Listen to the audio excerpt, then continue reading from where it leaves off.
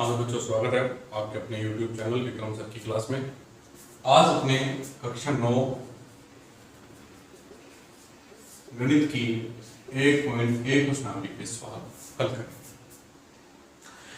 हमने इससे पहले पढ़ लिया है कि परिमेय संख्या क्या होती है, इसके बारे में आप लोगों को जानकारी होगी। जानकारी नहीं है तो इससे पहले का जो वीडियो है मेरा परिमेय संख्या का, वो देख लें।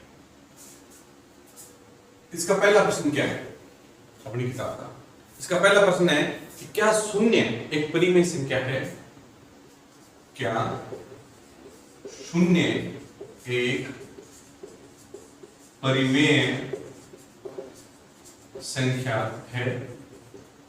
अगर है तो क्या हम इसे P बटा Q रूप में लिख सकते हैं?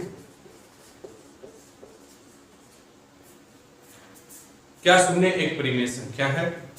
और अगर है तो क्या इसे P बटा Q रूप में लिख सकते हैं? तो हमारा उत्तर क्या होगा? बहुत ही आसान सा प्रश्न है। हम जानते हैं कि परिमेय संख्या वो होती है जिन्हें P बटा Q रूप में लिखा जा सकता है। और परिमेय संख्याओं में कौन कौन से समूह शामिल होते हैं? पूर्ण संख्याएं, प्राकृत संख्याएं, पूर्णांक, भिन्न, ये सब शामिल होते हैं। पूर्णांक शामिल होते हैं, पूर्णांक के अंदर जीरो आता है, इसका मतलब अब जीरो है वो एक परिमेय संख्या है। तो पहली बात, क्या जीरो एक परिमेय संख्या है? हाँ,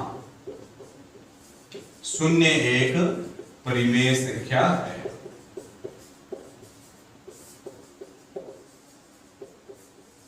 ये तो पहली बात।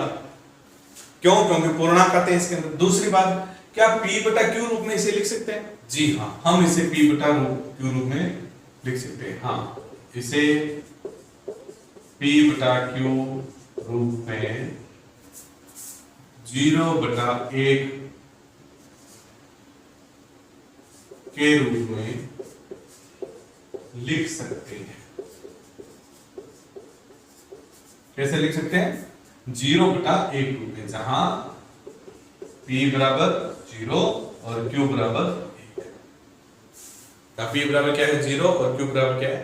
1। परिमेय संख्या के लिए क्या जरूरी होता है कि P बटा Q रूप हो और Q कभी भी 0 नहीं होना चाहिए। ठीक है, तो ये हमारा पहला प्रश्न होता है। इसके बाद में दूसरा प्रश्न मैं इसे साफ कर देता हूं। दूसरा प्रश्न है, दूसरा प्रश्न है 3 और 4 के बीच 6 परिमेय संख्याएं ज्ञात करें। अब देखो, हम किसी भी संख्या के बीच की संख्या अगर हमें निकालनी हो, किसी भी दो संख्याओं के बीच की संख्या अगर हमें निकालनी हो, तो हमें क्या करना होता है? हम दोनों संख्याओं को जोड़ेंगे और 2 का भाग दे देंगे। इसे औसत कहते हैं, माध्य निकालना। दो संख्याओं को जोड़ना और उनमें 2 का भाग दे देंगे। परंतु यहां हमें कितनी संख्याएं निकालनी है? 6। तो हम इतना ज्यादा लंबा नहीं कर सकते। तो हम क्या करें? अगर किसी भी संख्याओं में हर अगर समान है, क्या समान है? ध्यान रखना, हर अगर समान है तो फिर यहाँ एक नियम लगता है। क्या नियम लगता है? कि जितनी संख्याएं निकालनी हो, पहली बात तो ये ध्यान रखना है, हर समान, उसके बाद ही नियम लगेगा। नियम क्या है? जितनी संख्याएं निकालनी है उससे एक बढ़ाकर दोनों संख्याओं में ऊपर नीचे गुणा कर। दोनों संख्याओं ऊपर नीचे गुणा कर दो। तो देखो, पहली बात 3 और 4 है, ये 3 है, इसे मैं क्या लिख सकता हूं? 3 बटा 1।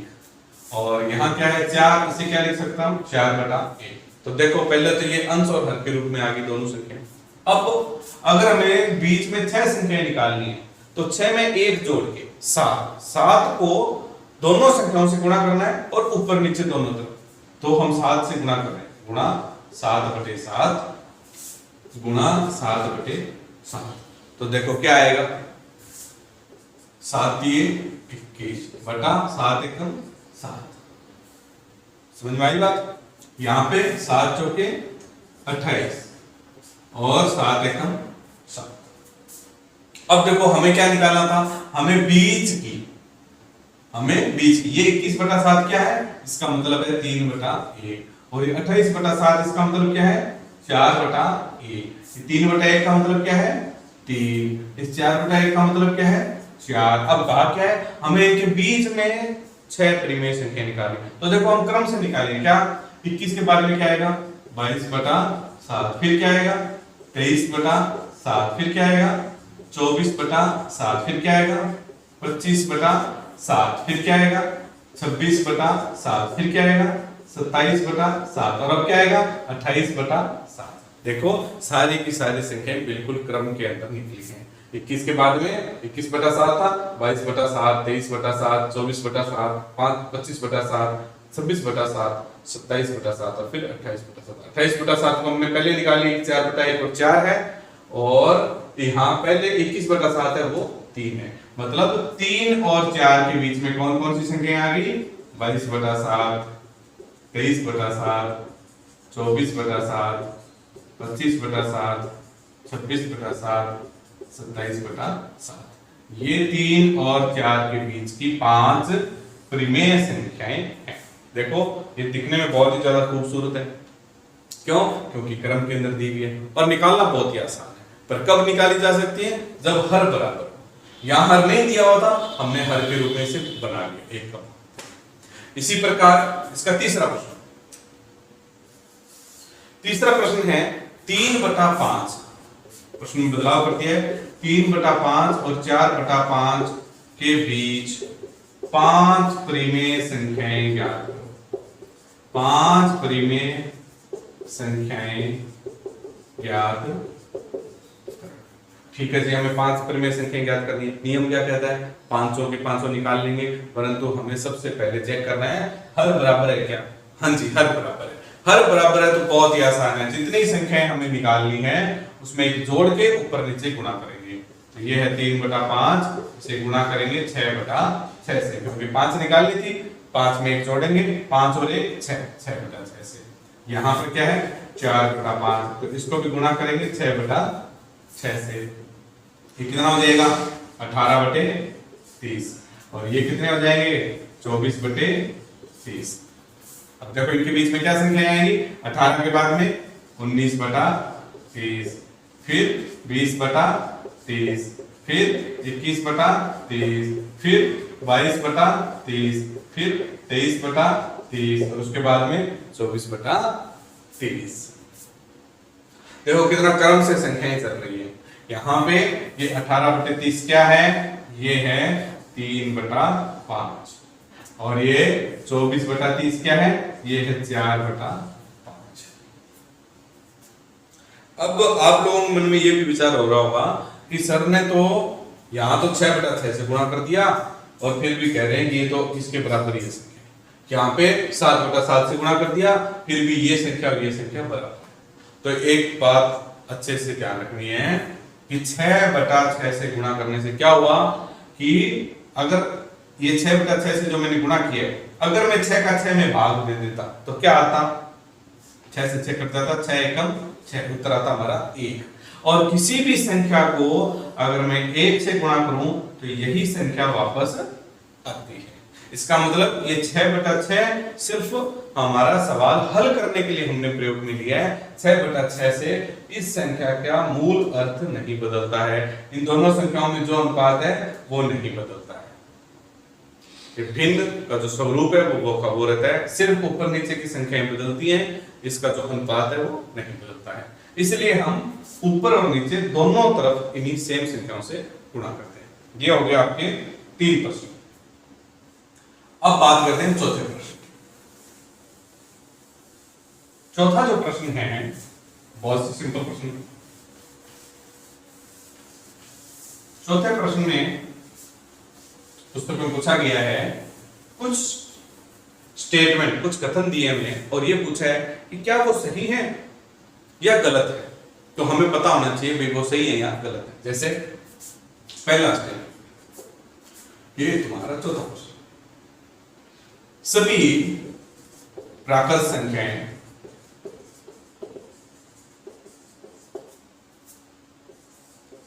पूर्ण संख्याएं होती है। अब हमें पता लगाना है क्या ये बात सही है या गलत है। तो ये बात सही और गलत का पता लगाने से पहले हमें पता होना चाहिए प्राकृत संख्याएं क्या होती हैं और पूर्ण संख्याएं क्या होती हैं। प्राकृत संख्याएं वो हैं जो हम पहली क्लास में जाते ही सीखने लगे थे। कौन सी? गिनती 1 से। हमने 1 से शुरू किया था, प्राकृत संख्याएं हैं ये 1 2 3, हमने गिनती शुरू की। पूर्ण संख्याएं कौन सी हैं? पूर्ण संख्याएं कौन सी हैं? जब प्राकृत संख्याओं के अंदर हमें पता चला कि यहां 0 नहीं है, एक कमी है, तो अब प्राकृत संख्याओं में 0 मिला दिया, एक्स्ट्रा मिला दिया, तो ये तो है प्राकृत संख्याएं, और इनके अंदर जैसे ही हम 0 मिला देते हैं तो ये बन गई हमारी पूर्ण संख्याएं। तो इससे हमें क्या पता चल रहा है कि पूर्ण संख्याओं में प्राकृत संख्याएं तो ये रही, जबकि पूर्ण संख्या प्राकृत संख्याओं से बड़ी है। मतलब इस पूर्ण संख्या वाले थैले में प्राकृत संख्याएं तो है ही, और ये 0 एक्स्ट्रा है। इसका मतलब सभी प्राकृत संख्याएं, जितनी भी प्राकृत संख्याएं हैं, ये सारी की सारी पूर्ण संख्याएं होती हैं। देखो यहां से यहां तक ये पूर्ण संख्याएं होती हैं। तो ये जो बात है वो हमारी बिल्कुल सत्य है। दूसरा इसमें दिया गया है प्रत्येक पूर्णांक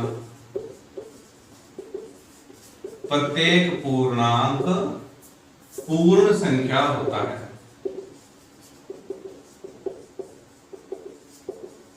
अब हमें पता होना चाहिए कि पूर्णांक क्या होता है। अब पूर्णांक क्या होता है?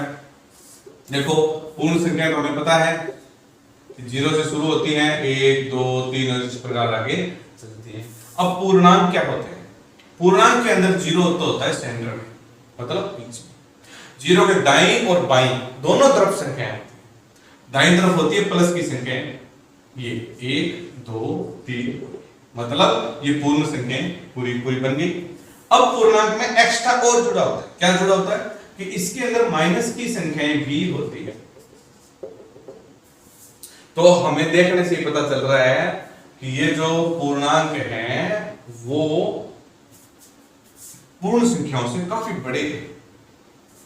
पूर्णांक के अंदर ये पूर्ण संख्या तो आएगी, ये जितनी पूर्ण संख्या है वो तो यही आ गई, जबकि पूर्णांक के अंदर इसके अलावा भी खूब सारी संख्याएं हैं।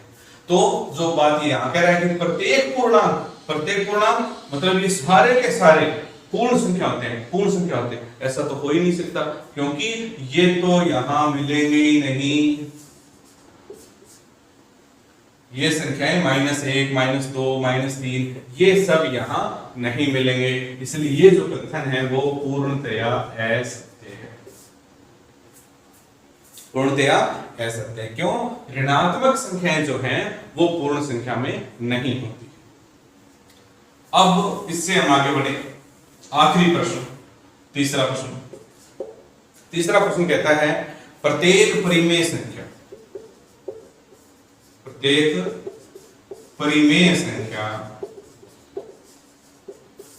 पूर्ण संख्या होती है।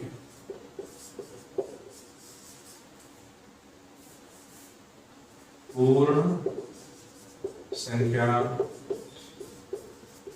होती है। अब देखो फिर से वही बात, पूर्ण संख्या को हम जानते हैं। पूर्ण संख्या कौन सी है? 0 1 2 3, 0 से प्रारंभ होकर आगे चलती है। परिमेय संख्या कौन सी है? परिमेय संख्या तो बहुत विस्तृत है। वो संख्या जिसे p बटा q रूप में लिख सकते हैं। इसमें कौन कौन सी संख्याएं आती हैं? इसमें प्राकृत संख्याएं आती हैं, पूर्ण संख्याएं आती हैं, पूर्णांक आते हैं, और इसके अंदर भिन्न भी आती है। फिर इसमें ऋणात्मक भिन्न भी आती है, ऋणात्मक भिन्न रूप की संख्याएं भी आती हैं। इसका मतलब ये तो बहुत ज्यादा बड़ा समूह है और ये तो बहुत छोटा समूह है। अब इसने कहा परिमेय संख्या के अंदर पूर्ण संख्याएं तो यही आ गई है। देखो मतलब इतनी सारी संख्याएं तो अभी भी बाकी बची हुई हैं जो पूर्ण संख्या के पास नहीं है। और हमसे कहा क्या गया है? कथन में क्या कहा? प्रत्येक परिमेय संख्या, मतलब ये सारी संख्याएं पूर्ण संख्या होती है। पूर्ण संख्या के अंदर मिलती है? जी नहीं, बिल्कुल भी नहीं मिलती है।